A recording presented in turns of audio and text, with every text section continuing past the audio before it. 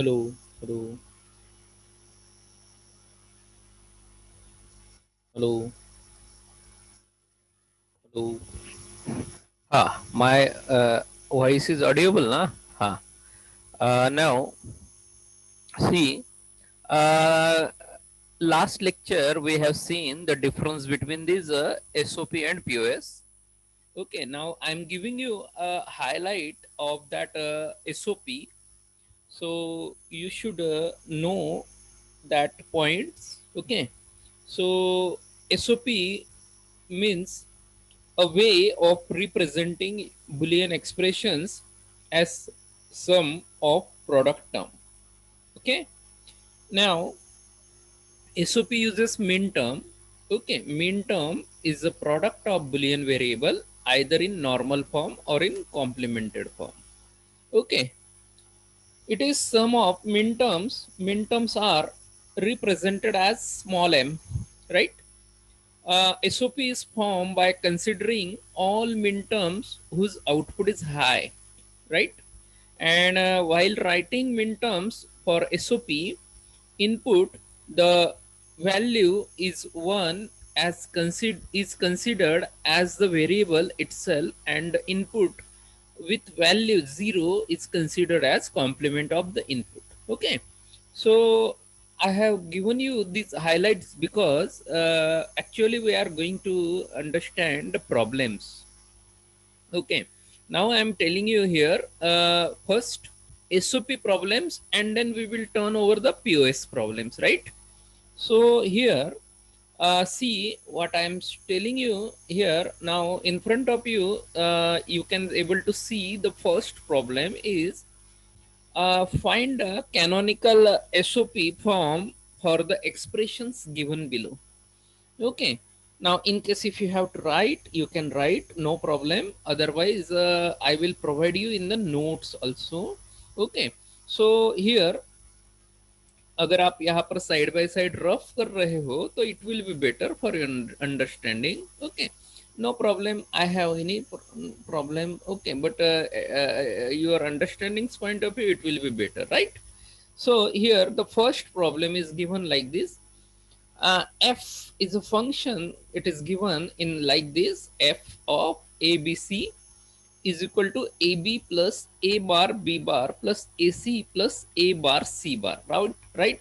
So in case if you have to find the canonical SOP form, okay, so you can find by this method. Okay, it is very simple, not much difficult. Okay, but only you should know the Boolean algebra and De Morgan's theorem, whatever we learn in the last chapter, right? So see, here I said here the check the individual term. Okay, if all the literals are present, retain the term. Okay, okay, see, check the individual term. So here you need to find out whether how many variables are given in that.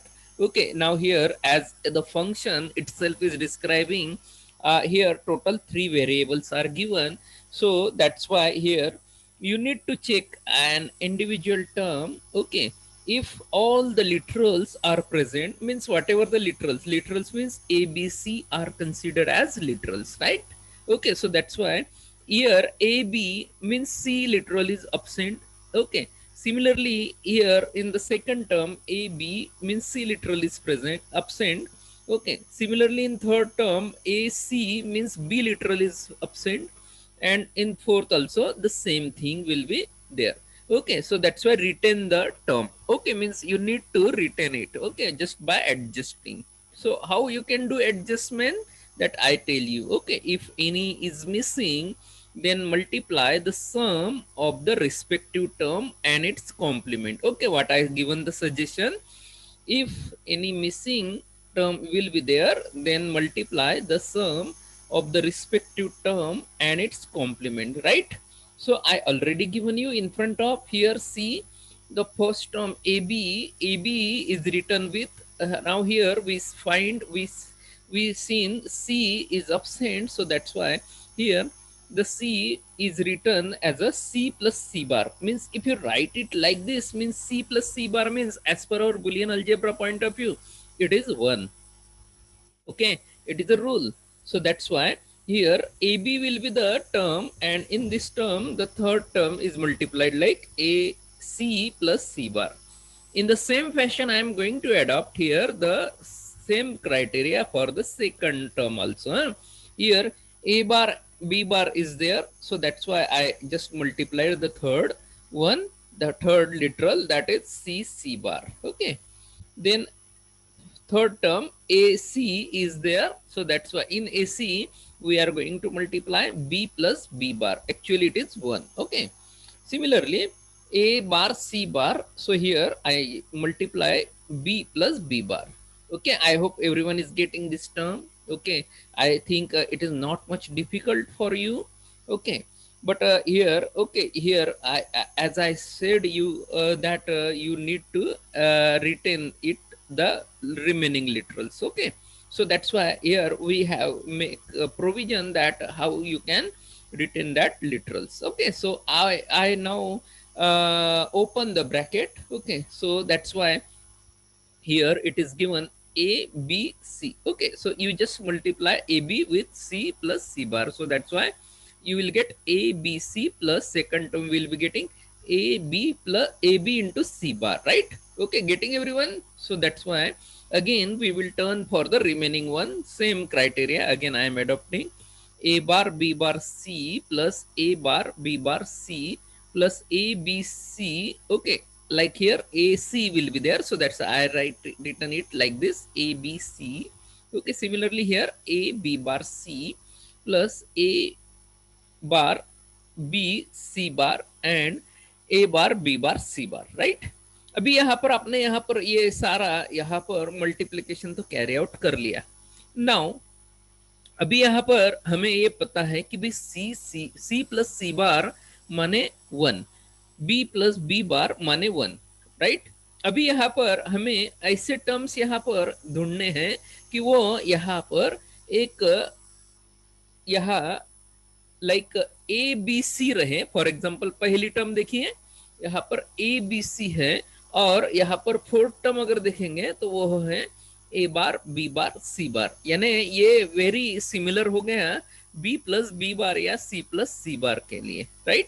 So that's Y अगर ऐसा term होगा तो वहां पर वह term replace होगा एक single term में. ओके, सॉरी, ओके, देख एक सेकेंड ना. Okay, I am just clearing you. Okay, now okay, अपन ने यहाँ पर लिख लिया, तो अभी देखिए यहाँ पर ए बी सी, बाद में A B C bar, then A bar B bar C plus A B C. Okay, just यहाँ पर A B C.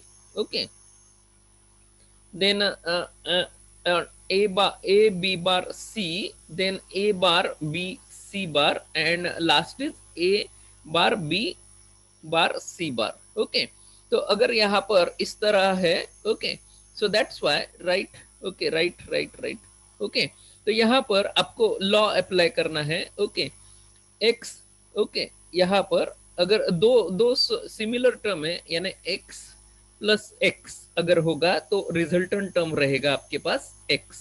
Okay, so that's why यहाँ पर हम लॉ अप्लाई कर रहे हैं, X plus X is equal to X. Okay, so that's why यहाँ पर ए बार बी बार सी बार और यहाँ पर ए बार बी बार सी बार है, तो यहाँ हमने एक ही टाइम यहाँ पर ए बार बी बार सी बार लिखा है. In the same fashion here ABC will be there, here ABC will be there, so that's why एक ही टाइम यहाँ पर ABC आएगा. ओके, तो यानी ABC plus ABC is equal to ABC इस तरह आएगा. ओके, बाद में ABC bar AB A bar B bar C, then A B bar C. Okay, then A bar B C bar. Okay, और lastly A bar B bar C bar. Okay, तो इस तरह ये टर्म मुझे यहाँ पर मिली है.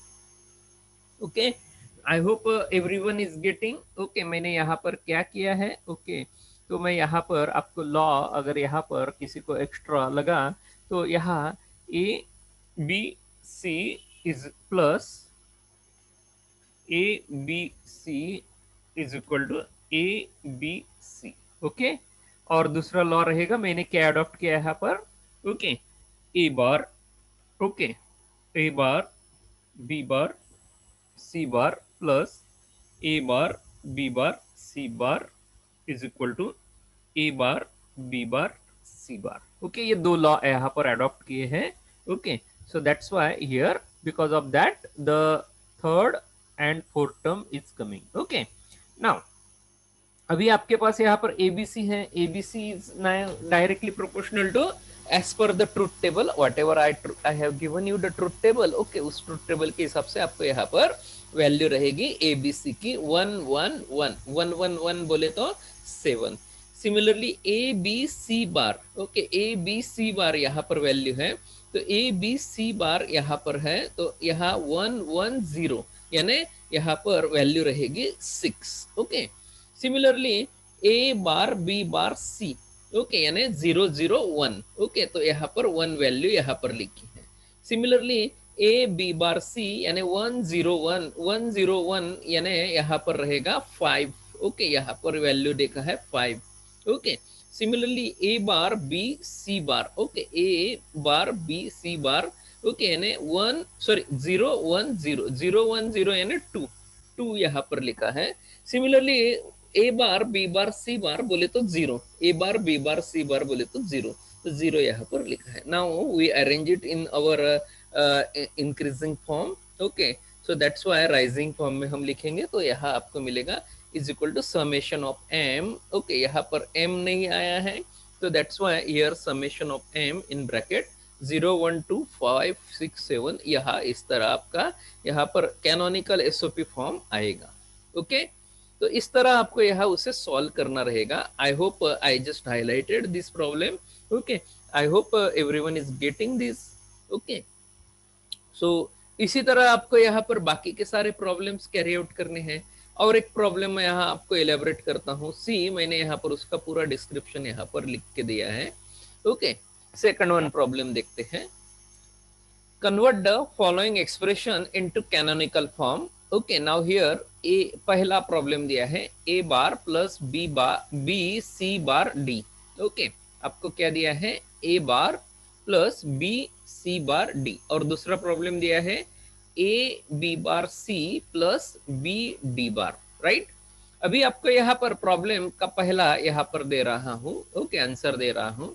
पहला प्रॉब्लम है a bar plus B C bar D. अभी यहाँ अगर आप ऑब्जर्व करोगे इस प्रॉब्लम को, तो यहाँ आपको टोटल कितने वेरिएबल सामने दिखाई दे रहे हैं। अगर आपने यहाँ पर देखिए, अगर मैंने सेपरेट अगर लिखा है यहाँ पर सारे वेरिएबल, तो यहाँ पर मुझे एक एक वेरिएबल में यहाँ पर अभी आपको बता रहा हूँ। ओके, ए वेरिएबल मुझे दिख रहा है, सेकंड वेरिएबल दिख रहा है बी, थर्ड वेरिएबल दिख रहा है सी, और फोर्थ वेरिएबल यहाँ पर है डी। Okay, getting everyone. तो यहाँ पर मेरे पास कितने वेरिएबल आ गए 4, लेकिन यहाँ पर 4 वेरिएबल यहाँ पर दोनों टर्म में यहाँ कंप्लीटली प्रेजेंट नहीं है। Okay, so that's why what I do, what should I do. Okay, I need to do arrangement. Okay, I need to do arrangement. Okay, what arrangement, जब तक मैं यहाँ पर चारों वेरिएबल फुलफिल ना कर लूँ तब तक मैं मुझे अरेंजमेंट करनी है। देखिए सेकंड जो स्टेप है, सेकंड जो यहाँ पर टर्म है वो एकदम सिंपल है, उसमें ए ही वेरिएबल एब्सेंट है, तो वह टर्म मैंने यहाँ पर लिखा है बी सी बार डी, और उसमें यहाँ पर ए प्लस ए बार का मल्टीप्लीकेशन कैरी आउट कर लिया, यानी ए यहाँ पर सेकंड टर्म मुझे यहाँ पर वेरी इजीली मैंने फुलफिल कर दी। लेकिन फर्स्ट टर्म में मैं अगर ऑब्जर्व करूं तो फर्स्ट टर्म में मुझे यहाँ पर टोटल कुल मिलाकर 3 वेरिएबल एब्सेंट है। ओके, अगर आप यहाँ पर ऑब्जर्व करोगे तो ए बार ही है। ओके, तो उसमें बी एब्सेंट है, सी एब्सेंट है और डी भी एब्सेंट है। सो दैट्स व्हाई अभी मुझे यहाँ पर बी सी और डी के लिए मैं यहाँ पर उसका वैल्यू लिख रहा हूँ। सो दैट्स व्हाई मैंने यहाँ पर लिखा A bar in bracket B plus B bar it is directly proportional to 1, C plus C bar is directly proportional to 1 and D plus D bar again it is 1। Okay, तो यहाँ पर मैंने इस term को इस तरह लिखा है A bar in bracket B plus B bar C plus C bar and D plus D bar. Okay, तो इस तरह मुझे यहाँ पर फुलफिलमेंट हो गया। अभी मैं यहाँ पर उसको मल्टीप्लाई कर रहा हूँ। ओके, पहले एक एक, अगर आपके पास नोटबुक होगा तो आप सिंपल सिंगल मल्टीप्लाई करिए, अगर आपके पास नोटबुक नहीं होगा ओके नो प्रॉब्लम। ओके, सी मैं लास्ट टर्म का यहाँ पर मल्टीप्लाई बता रहा हूँ। देखिए ए जस्ट मल्टीप्लाई होगा तो ए मल्टीप्लाई होके आपको मिलेगा A B C bar D बार। देखिए लास्ट बट वन टर्म यहाँ पर A B plus A B into C bar D bar, okay. और लास्ट टर्म रहेगी A bar B C bar D bar, okay. Last two आ गई आपके हाथ में, ओके। अभी यहाँ पर अगर आप यहाँ पर ये तीनों यहाँ ब्रैकेट अगर आप खोलोगे तो आपको मिलेगा यहाँ एक एक करके, मैं रीड कर रहा हूँ, ओके। अगर आपने नोटबुक पे लिखा होगा तो आप यहाँ पर इजीली सॉल्व कर सकोगे, नो प्रॉब्लम। आपके पास आंसर मिलेगा A bar B C D, okay, plus A bar B C D bar plus A bar B C bar D plus A bar B C bar D bar plus A bar B bar C D, A bar B bar C D bar plus A bar B bar C bar D plus A bar B bar C bar D bar. यहाँ तक आपको सारी term मिलेगी। Total कुल मिलाकर आपको कितनी term मिली है? 8 टर्म्स मिली हैं, ओके। ये 8 टर्म्स यहाँ पर रहेगी और ये 2 टर्म्स आपकी जो लास्ट टर्म्स जो सेकंड टर्म है उसका, ओके। सो दैट्स वाई इस तरह आपको यहाँ पर मिलेगा, ओके। मैंने सेकंड रूल बताया था, यहाँ पर ऊपर एबीसी रहेगा तो यहाँ पर उसे रिप्लेस करना है सिंगल में, तो वैसा यहाँ पर ढूंढिए। यहाँ ऐसी कोई टर्म है क्या कि वह दूसरे से मैच हो रही है एग्जैक्टली, ओके। तो यहाँ अगर एग्जैक्टली अगर मैच हो रही होगी तो वो सिंगल में 2 टर्म्स यहाँ पर रिप्लेस होगी एक सिंगल में। तो वैसा ही यहाँ पर देखिए आपको शो आउट कर रहा हूँ, देखिए। पहली देखते हैं, मैच करते हैं A bar B C D, okay. ये है क्या कहीं ए बार बी? ओके, देखिए नहीं है। सेकंड टर्म देखते हैं A bar B C D bar, okay. A bar ये भी नहीं है, okay. Then third A bar B C bar D, okay. ये देखते हैं ये है क्या? नहीं है, ओके। देन फोर्थ देखते हैं A bar B C bar D bar, okay. ये है क्या? ओके, ये और लास्ट टर्म देखिए मैच हो रही है। तो ये देखिए यहाँ पर ए bar B C bar D बार, कौन सी? फोर्थ टर्म और लास्ट टर्म, ए bar B C bar D बार और ए bar B C bar D बार, ये मैच हो रही है। सो that's why it is get replace by single one. So that's why अभी आपको ऊपर में यहाँ पर ये लाइन में यहाँ पर आपको 8 + 2 10 टर्म्स है। यहाँ पर आपको नीचे यहाँ 3 + 3 6 + 3 9 टर्म दिखाई देंगी, ओके। यानी एक ही टर्म यहाँ पर ऐसी है कि वो हमारी रिप्लेस हुई, बाकी सारी टर्म्स यहाँ पर मैच नहीं हो रही है, ओके। सो दैट्स व्हाई मेरे पास आंसर क्या आया? देखिए A bar B C D plus A bar B C D bar plus A bar B C bar D plus A bar B C bar D bar plus A bar B bar C D plus A bar B bar C D bar plus A bar B bar C bar D plus A B C D bar plus A B C D bar, okay. तो यहाँ पर A B C bar D bar last term जो थी यहाँ। हाँ, अभी मैं यहाँ पर आपको इस प्रॉब्लम में यहाँ लिख के दिए हैं नीचे कि यहाँ पर ये टर्म्स आप कैसे यहाँ पर ढूंढोगे, कैसे यहाँ पर फाइंड आउट करोगे। देखिए यहाँ पर ए की वैल्यू यहाँ पर 1 है तो ए बार की वैल्यू है 0। तो उसी पैशन में सभी वेरिएबल की वैल्यू यहाँ पर आपको मैंने डिफरेंस में भी बताया, ओके। तो उस तरह आपको यहाँ लिखना है। तो मैंने यहाँ पर लिखा ए बार की वैल्यू 0, बी सी डी की value 1 1 1। So this, that's why I am just highlighting it. तो मैंने ए बार बी सी डी इस तरह लिखा है 0 1 1 1। सेकंड टर्म लिखी है A bar B C D बार, तो उसे लिखा है यहाँ इस तरह, ए बार है 0, ओके, बी सी 1 1 और डी बार है 0, ओके। उसी तरह ये सारी टर्म्स मैंने यहाँ पर लिखी। Getting everyone?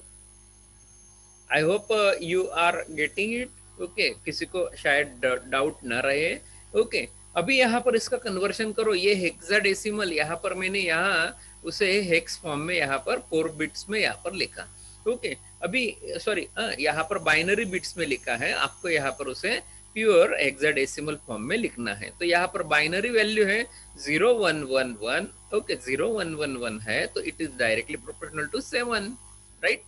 Similarly 0 1 1 0 it is directly proportional to 6. Similarly 0 1 0 1 है तो it is directly proportional to 5. Similarly 0 1 0 0 है तो it is 4. Then 0 0 1 1 है तो it is 3. 0 0 1 0 है तो it is 2.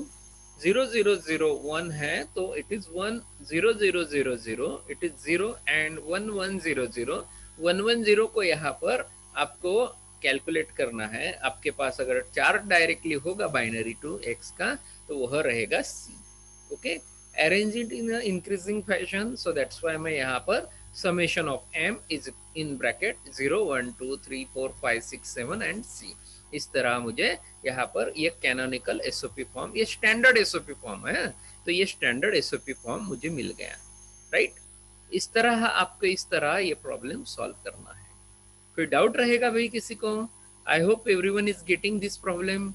okay, if you have any problem you can ask me, no problem, very freely. okay, now second one, a b bar c plus b d bar। Okay, इस तरह का problem है। तो यहाँ पर इस तरह प्रॉब्लम अगर दिया रहेगा तो मैं इसका सॉल्यूशन भी दिया है नीचे। ओके, सॉल्यूशन देखिए, a b bar c plus b d bar।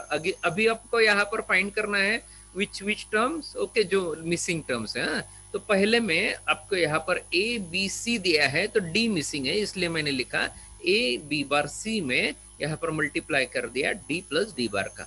और दूसरे टर्म में यहाँ पर ए और सी मिसिंग है तो ए और सी को लिए यहाँ पर लिखा है ए प्लस ए बार और C plus C bar. Getting everyone? Now open the bracket, bracket open करोगे तो यहाँ पर आपको मल्टीप्लीकेशन मिलेगा, A B bar C D plus A B bar C D bar plus A B C D bar plus A B C bar D bar plus A bar B C D bar plus A bar B C bar D bar. Okay, अभी इसका equivalent find out करिए binary में। तो binary में equivalent find out करोगे तो ए के लिए 1, ए बार के लिए 0। ओके, उस फैशन में आपको यहाँ पर लिखना है। तो यहाँ ए के लिए 1, ओके, बी बार के लिए 0, सी के लिए 1, डी के लिए 1। ओके, इसी तरह आपको सभी वैल्यूज यहाँ पर लिखने हैं। Once you are writing, okay, I hope now you are getting it. Okay, आपको शायद मेरे ख्याल से डिफिकल्ट नहीं लग रहा होगा, everyone is got getting this. क्योंकि अगर डिफिकल्ट नहीं लग रहा होगा तो मैं यहाँ पर डायरेक्ट बता रहा हूँ। देखिए, पहला कन्वर्ट करिए इन टर्म्स ऑफ हेक्स, तो ये बाइनरी है तो 1011 यानी नियर अबाउट इसका अगर आप यहाँ पर कैलकुलेशन करोगे तो 1011 यानी टोटल कुल मिलाकर यहाँ पर हमें डेसिमल में वैल्यू मिलेगी 8 + 2 + 1 यानी टोटल रहेगा 11। 11 means it is directly proportional to B. Second रहेगा 1010 यानी 10, वह रहेगा ए, बाद में E C 64। Okay, I hope you are getting it. Okay, then I arrange it in alphabetical order on in increasing order. I got the value that is summation m in bracket 46 a b c e। Okay, तो इस तरह मुझे यहाँ पर answer मिलेगा इस particular problem का। Okay, I hope you got it. Okay, now चलिए आपके लिए यहाँ पर और यहाँ पर प्रॉब्लम मैंने ऑलरेडी दे के रखे हैं। ओके, आप यहाँ पर राइट कीजिए ये प्रॉब्लम और सॉल्व करके देखिए। आपके लिए होमवर्क में यहाँ पर दे रहा हूँ, भले भी मैंने यहाँ पर वीडियो में आपको आंसर दिया है, बट यहाँ पर आप ट्राई करिए। Convert the following expression to canonical SOP form y is equal to a plus B C bar, okay, bracket में दिया है, एंड सेकंड वन ब्रैकेट में दिया है b plus A C. Okay, अभी यहाँ पर ब्रैकेट्स में दिया है तो आपको यहाँ पर पहले ब्रैकेट सॉल्व करना है। ओके, पहले ब्रैकेट सॉल्व करना है, क्योंकि ब्रैकेट सॉल्व करने के बाद ही आपको यहाँ पर इंडिविजुअल टर्म मिलेगा। ओके, यानी आपको एसओपी टर्म मिलेगा। तो इस तरह आपको टर्म शायद मिलेगी A B plus A C plus B C bar plus A B C C bar. Okay, तो मैंने यहाँ पर फॉर्मूले भी देके रखे हैं, सी और C bar is directly proportional to 0, तो इसलिए ये पूरा टर्म मेरा यहाँ से कैंसिल आउट हो जाएगा। ओके, अगर ये कैंसिल आउट हो जाता है तो मुझे रिमेनिंग 3 टर्म्स मिल रहे हैं। अभी ये 3 टर्म्स में आपको यहाँ पर लॉ अप्लाई करना है। आपको यहाँ पर लॉ अप्लाई करोगे तो यानी जो टर्म्स यहाँ जो लिटरल से यहाँ पर लेफ्ट है, जो लिटरल से यहाँ पर प्रेजेंट नहीं है, उसको यहाँ लेके आओगे और यहाँ एडजस्टमेंट करोगे। एडजस्टमेंट के बाद आप यहाँ पर फाइनली आंसर पाओगे, तो आंसर मिलेगा 2567। ओके, सिमिलरली और एक प्रॉब्लम आपको दिया है। Okay, convert the following expression into SOP form. Okay, y is equal to a plus B. Okay, इस तरह यहाँ पर 2 ही टर्म है, आपको ये a प्लस बी है, तो इस वजह से आपको एडजस्टमेंट कैरी आउट करना है। ओके, बहुत सिंपल प्रॉब्लम है, ज़्यादा डिफिकल्ट नहीं है। शायद एमसीक्यू में आपको इस तरह के प्रॉब्लम अगर आए तो आपको यहाँ उसके आंसर बताने में ज़्यादा टाइम नहीं जाएगा और आप उसे इजीली सॉल्व कर पाओगे। I hope you got the idea. Okay, तो I hope this problems are enough for your understanding. Okay, तो सॉल्व करके देखिए ये problem y is equal to A plus B. Okay, और यहाँ पर और कुछ यहाँ पर टेबुलर फॉर्म प्रॉब्लम दे रहा हूँ। ओके, तो टेबुलर फॉर्म में भी शायद आपको यहाँ पर अगर आता है, कैसा है प्रॉब्लम, एग्जाम में इतना बड़ा प्रॉब्लम देने का मेरे ख्याल से अगर आपको यूनिवर्सिटी एग्जाम में आया तो मैं बोल नहीं सकता हूँ, बट यहाँ पर आपको मैं देखे रख रहा हूँ for my safer side. Okay, so that's Y आपको यहाँ पर इस तरह का प्रॉब्लम शायद आया, तो देखिए। हाँ, obtain the expression in canonical SOP form. Okay, आपको ट्रुथ टेबल ही देके रखा है, आपको वैल्यू नहीं दिए हैं। आपको अभी तक क्या करते थे, एक्सप्रेशन देके रखते थे, एक्सप्रेशन देखते थे। ओके, अभी आपको एक्सप्रेशन ना देते हुए डायरेक्टली आपको यहाँ पर टेबुलर फॉर्म में दिया है A B C and Y. Okay, इस तरह आपको टेबुलर फॉर्म में ये टेबल दिया। ओके, सो दैट्स वाई यहाँ 0 0 0 के लिए y आउटपुट दिया है 0, 0 0 1 के लिए 1 आउटपुट दिया है, 0 1 0 के लिए 1 आउटपुट दिया है, 0 1 1 के लिए 0 दिया है, 1 0 0 के लिए 1 दिया है, 1 0 1 के लिए 0 दिया है, 1 1 0 के लिए 1 दिया है, और लास्टली 1 1 1 के लिए 0 दिया है। राइट, तो इस तरह का आपको यहाँ पर ट्रुथ टेबल दिया है। बट आपको यहाँ पर 0 की वैल्यू जो y यहाँ पर दिया है 0, तो यहाँ वो नहीं लेना है, आपको यहाँ पर 1 लेना है। तो 1 का आपको यहाँ पर एक्सप्रेशन लिखना है, कैसे लिखोगे, तो 0 0 को आप यहाँ पर लिखोगे in terms of complement, so that's why okay 0 को आप यहाँ पर लिखोगे a बार। ओके, सेकंड यहाँ पर b में 0 है तो उसे लिखोगे b बार, और c में 1 है तो उसे आप यहाँ पर डायरेक्टली लिखोगे c। I hope just by graphical understanding you got it. Okay, जैसा ही जो पिक्चोरियल आपको सामने यहाँ पर वीडियो में जो दिख रहा है आप उससे समझ में आ गया होगा। उसी तरह आपको यहाँ पर सेकंड टर्म भी लिखनी है, तो यहाँ a बार मैं यहाँ पर डायरेक्टली यहाँ पर देखिए सेकंड टर्म कैसे लाई। ओके, ये देखिए मेरा माउस का कर्सर यहाँ पर दिख रहा होगा, सो दैट्स वाई 0 है a की वैल्यू, तो यहाँ लिख रहा हूँ मैं यहाँ a bar, okay b and c bar. Okay, तो ये टर्म मुझे इस तरह मिलेगी। ओके, 0 वाली टर्म नहीं लिखनी, आपको जहां जहां 1 आउटपुट आया है वो टर्म ही लिखना है, वही आपका एक्सप्रेशन रहेगा। ओके, वही एक्सप्रेशन आपको यहाँ पर एज अ फंक्शन दिया है। ओके, सो दैट्स वाई वह फंक्शन यहाँ पर लिखिए। ओके, यह सारा वैल्यू आप यहाँ पर लिखिए, y is equal to A bar B bar C plus A bar B C bar plus A B bar C bar plus A B C bar. Okay, इस तरह एक्सप्रेशन लिखी।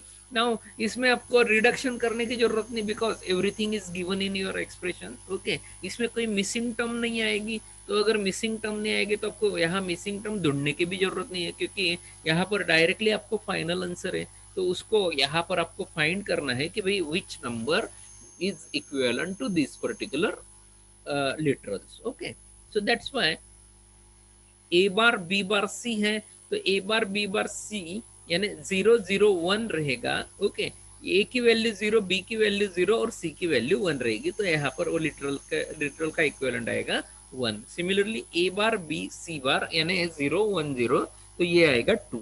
सिमिलरली नेक्स्ट आएगा 4 और next आएगा 6। इस तरह आपको ये वैल्यू यहाँ फाइंड करने है, और आप यहाँ पर y आउटपुट बता सकते हो, y is equal to summation of m in bracket 1 2 4 6। Okay, इस तरह आपको यह प्रॉब्लम सॉल्व करना है। I hope getting everyone. Okay, इसी तरह और एक प्रॉब्लम दे रहा हूँ, second problem. Okay, just for the given truth table write the logical expression in canonical SOP form। okay, a b and y। okay, आपको यहाँ पर एक्सप्रेशन देके रखी है 0 0 0 1 1 0 1 1, और यहाँ पर आपको y आउटपुट दिया है 1 0 0 1। ओके, जहाँ 1 है उसकी एक्सप्रेशन लिखिए, 0 है उसका एक्सप्रेशन लिखने की जरूरत नहीं है, तो 1 यहाँ पर है पहले ही रो में, so that's why it is 0 0 0 0 का मीनिंग है y is equal to A bar B bar, और लास्ट में दिया है ए बी, तो यहाँ दो ही टर्म यहाँ पर दिए हैं, y is equal to A bar B bar plus A B. Okay, तो इसका ए बार बी बार आएगा 0 और ए बी का आएगा 3, Okay, that's why very simple one. Okay, I hope you get it, this problem. Okay, so I think this will be quite enough for your understanding. Okay, this is a canonical SOP form problem. Okay, so देखिए आपको कितना आता है उसके हिसाब से यहाँ पर ट्राई करिए। ओके, मैंने मोस्ट पॉसिबली यहाँ पर ट्राई किया है आपको सारे प्रॉब्लम्स यहाँ पर इस तरह देने का। सो दैट्स वाई एसओपी में मिन टर्म्स में आपको इतना ही आ सकता है। अगर आपको मिन टर्म्स का एक्सप्रेशन कुछ भी प्रॉब्लम अगर आया तो वो इसी रिलेटेड रहेगा, इसके बिहाइंड नहीं आएगा आपको कोई प्रॉब्लम। ओके, तो ठीक है, चलिए देखते रहिए।